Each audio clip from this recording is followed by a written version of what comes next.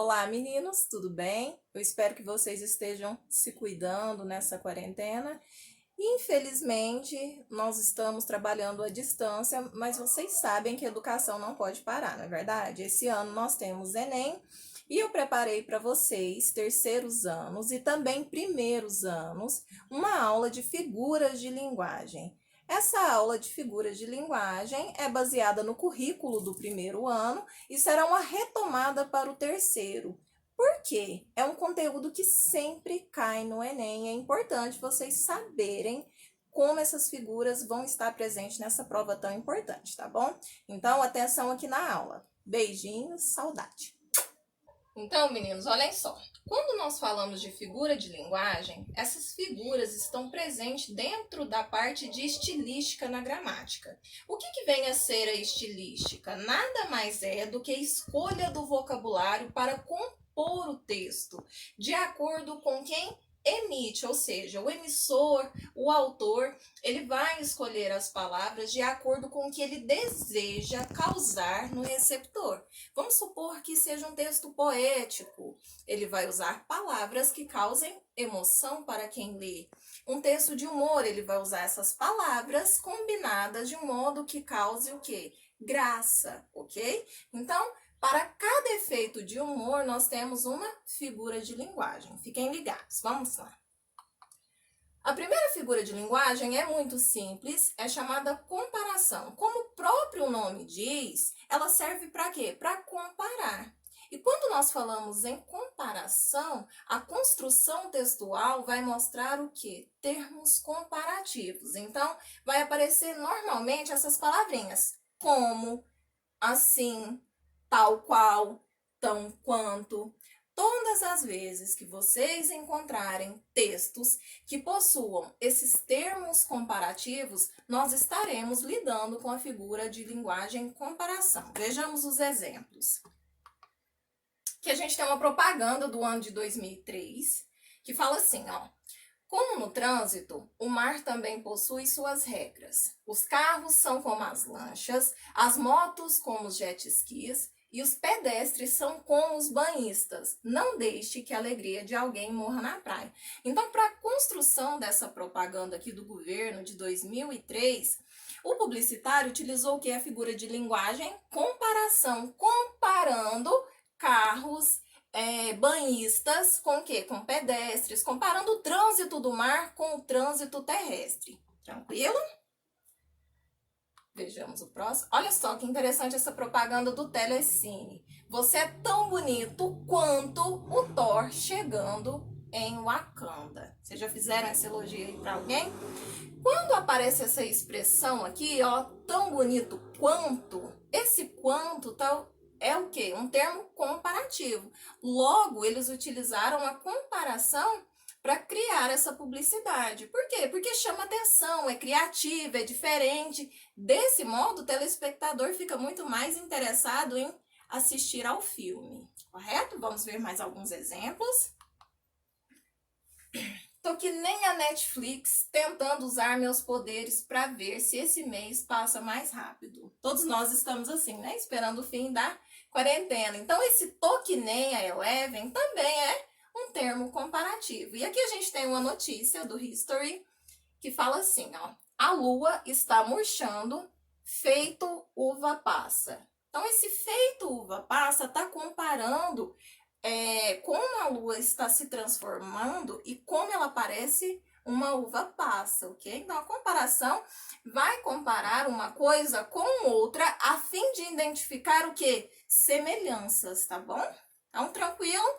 A comparação foca nisso, comparar termos que são parecidos.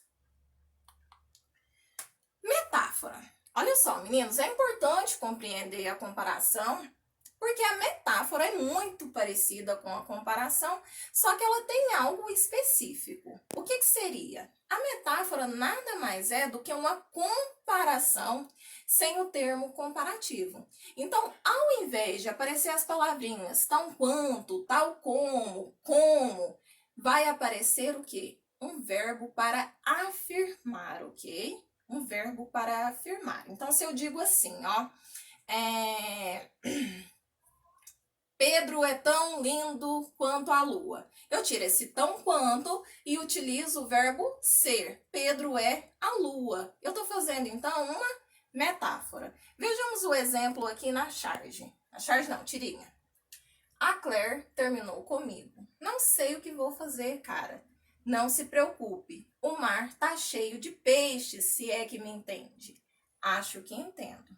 E aí, né, infelizmente, o rapaz não compreendeu a metáfora e acabou se jogando no mar. Mas a ideia da tirinha é mostrar o quê? O duplo sentido.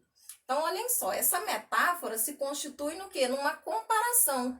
Quando ele diz que o mar está cheio de peixes, ele na verdade está querendo afirmar que o mundo há muitas outras garotas, né? Não é que existem vários peixes. Então, é importante que vocês compreendam a metáfora a fim de não errar nas interpretações textuais também, não só no Enem, como nas provas de vocês de outras disciplinas, ok?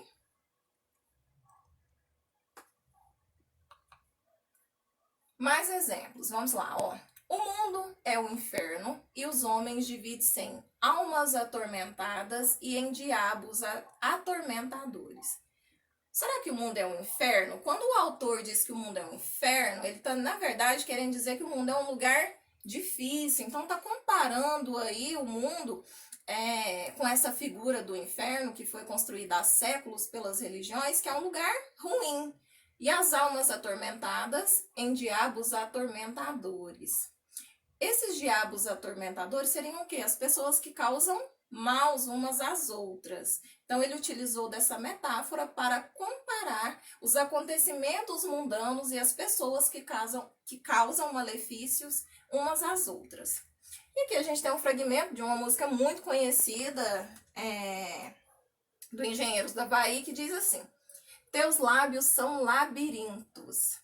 Será que é porque a boca dela dá muitas voltas, no sentido literal? Não, quando ele afirma isso, quer dizer o quê? Que a dona dessa boca, ela é toda enigmática, que ele se perde nos beijos dela. Então, olha só, a construção desse texto é causar o quê? Emoção, fazer com que o leitor, com que o ouvinte, o leitor, viaje nessa ideia, né, de labirinto, de se perder, de ficar apaixonado. Então, a escolha vocabular é muito importante na construção textual. Meninos, vamos ver aqui esse exemplo, ó. Você é a joia que faltava na manopla do meu coração. Quando o Thanos diz que você é a joia, na verdade, ele está querendo dizer o quê? Que você é rara, que você é preciosa, que você é importante. Então, joia aqui não foi empregado no sentido mesmo de pedra, tá bom? De ser um colar, por exemplo, tá bom? Então, aqui no sentido conotativo da palavra. Metáfora sempre vai estar no sentido conotativo, ou seja, no sentido não literal. Denotativo é o sentido literal da palavra. Se você procurar joia lá no dicionário, você vai encontrar o sentido literal da palavra, não o sentido conotativo. Guedes, aqui a gente tem uma notícia, lembrando que os gêneros, às vezes, para chamar um leitor, ele vai utilizar, assim, dessas figuras de linguagem para criar uma atmosfera mais interessante, para que tenha público. Então, ó, liberar FGTS sem reforma é voo da galinha. Não adianta. Então, quando ele diz que é voo da galinha, na verdade ele está falando que é uma coisa impossível. Galinha consegue voar? Não. Então, essa metáfora foi justamente empregada aqui para poder fazer uma comparação com a liberação desse FGTS, ou seja, é algo que não funciona. Beleza, ó, vamos responder uma questão aqui do Enem juntos. Lembrando, para a gente responder a questão do Enem, nós começamos sempre pelo enunciado, tá? Que aqui nós vamos encontrar os verbos de comando para saber o que a pergunta está querendo. As figuras de linguagem são comumente encontradas nos textos literários, bem como em charges e tirinhas. Nessa tirinha, a personagem faz referência a uma das mais conhecidas figuras de linguagem para. Ó, vamos ver o que está escrito lá na tirinha. Meu pai fica pedalando essa bicicleta, mas nunca vai a lugar nenhum. Deve ser uma metáfora da existência dele. Lembrando que nós temos que analisar todo o texto, né? O texto não verbal e o texto verbal. No texto não verbal, nós conseguimos ver aqui uma bicicleta de academia, ou seja, uma bicicleta que serve para se exercitar e não sair aqui do lugar, porque ela fica presa. E os meninos conversando sobre a atitude do pai dele. Olhem só, vamos ver quais são as nossas opções. Nessa tirinha, a personagem faz referência a uma das mais conhecidas figuras de linguagem para condenar a prática de exercícios físicos. Olha só, uma dica de interpretação das provas do Enem.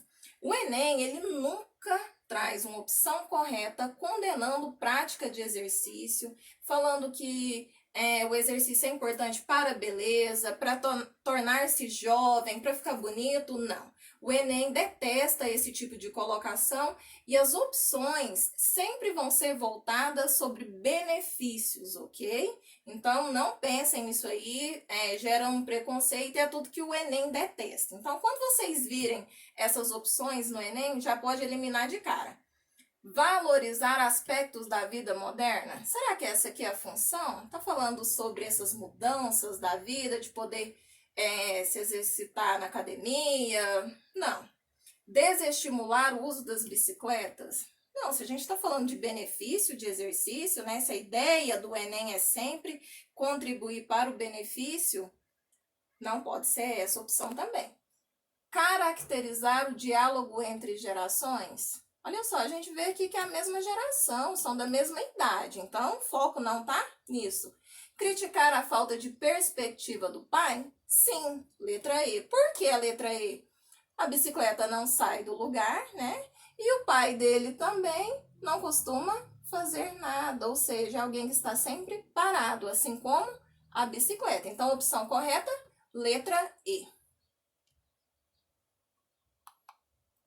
Metonímia. Olhem só, meninos, essa figura de linguagem vocês utilizam muito na redação. Por quê? Nada mais é do que a transposição de significados considerando a parte pelo todo, o autor pela obra. Então, quando vocês falam assim, a sociedade deve se conscientizar lá na redação de vocês estão usando uma metonímia. Porque, na verdade, não é a sociedade, são as pessoas que devem se conscientizar. Então, eu troco o termo pessoas por sociedade. Olha só, aqui a gente tem um meme, né, que diz assim, ó, modo de preparo, ferva 2 copos de água. Na verdade, o cara não entendeu a metonímia, colocou 2 copos para serem fervidos, literalmente, mas a ideia era o quê? 2 medidas de água, ok? Então, a metonímia vai ter uma transposição de palavra, mas que é o mesmo significado. Vejamos o próximo exemplo. Olhem só essa manchete. Crimes crescem, mas Rio investiga cada vez menos. Essa palavra Rio aqui foi empregada no sentido de metonímia, porque na verdade quem investiga é a polícia. Então aqui uma metonímia, ou seja, os policiais do Rio de Janeiro estão investigando cada vez menos. Próximo. Vamos falar de sinestesia. Sinestesia é uma figura de linguagem que ela está presente em muitos textos literários, por quê? É muito curioso como essa construção se dá. A sinestesia nada mais é do que a combinação diferente dos sentidos do corpo humano. Quais são os sentidos do corpo humano? Tato, olfato, paladar e audição e visão, ok? Então, olha só, quando há aí uma mudança nesses sentidos, a visão eu vejo, correto? Então, eu não posso dizer assim, eu vi a doce beleza daquela menina.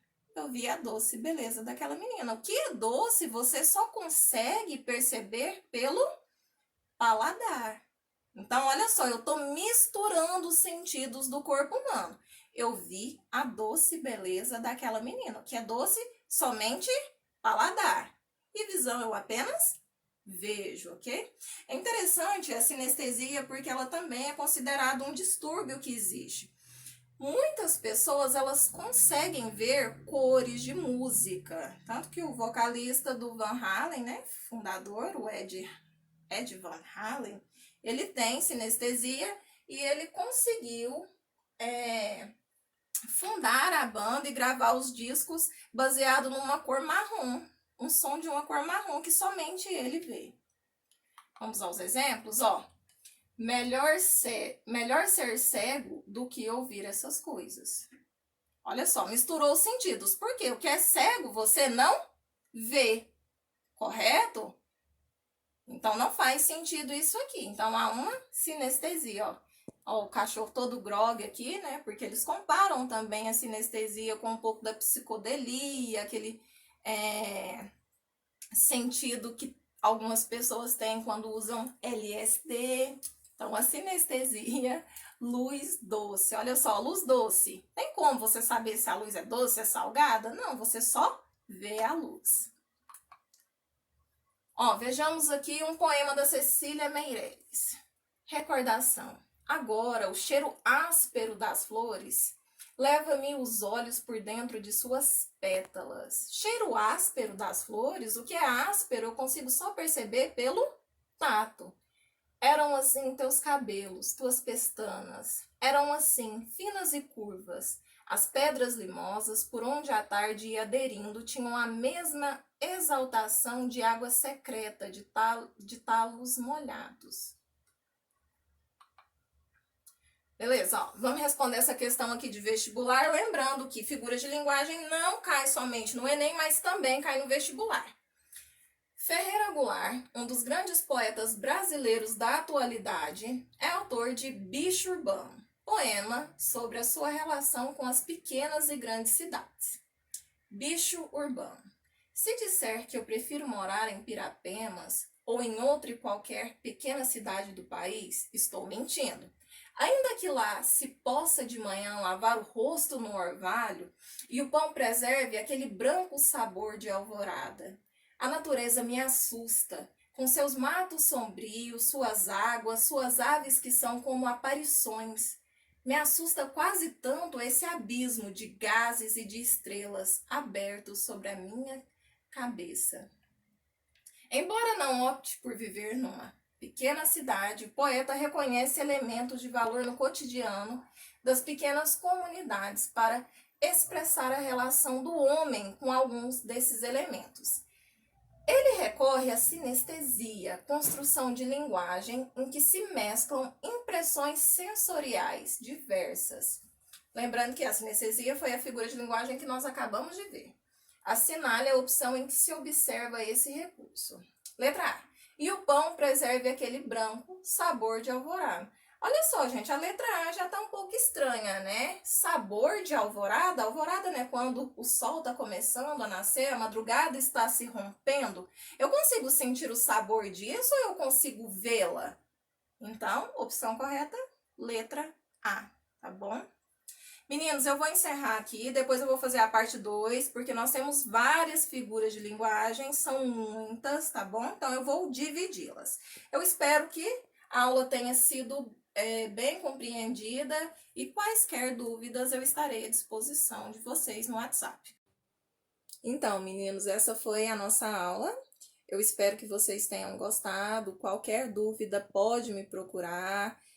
Me mandem dúvidas, não somente a respeito da nossa aula de figuras de linguagem, mas quaisquer dúvidas de gramática, eu estarei aqui para atendê-los. Eu tô com muita saudade de vocês. Nossa, tô morrendo de calor aqui. Ah, tá bem quente, né? A gente tá se adaptando aqui, ter que virar youtuber, né? Não é fácil, não. Mas por vocês a gente faz qualquer coisa. Meninos do terceiro ano, por favor, não esqueçam do nosso compromisso. Esse ano eu tenho certeza que vocês serão o primeiro lugar, tá bom? Eu sempre acreditei em vocês e ainda acredito. Beijos, até mais.